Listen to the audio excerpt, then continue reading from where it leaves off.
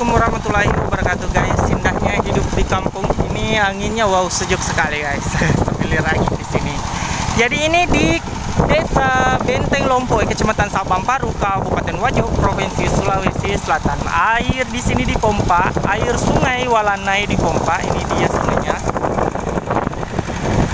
Dipompa untuk mengairi persawahan yang ada di sekitaran sini. Ini dia sawahnya, dan sawah padi masyarakat di sini ini sudah berbuah, tinggal menunggu sekitar 3 minggu kalau tidak salah baru dipanen.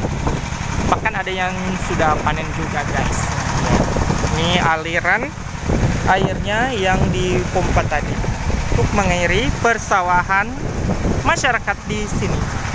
Dan ada juga yang menanam, kalau tidak salah kalau namanya di sini buwe. Ini kacang ambon hijau atau kacang putih kalau tidak salah.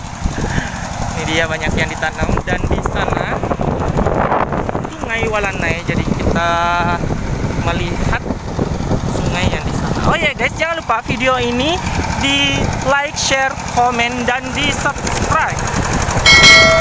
Jadi kita harus berhati-hati tidak menginjak tanaman masyarakat di sini guys.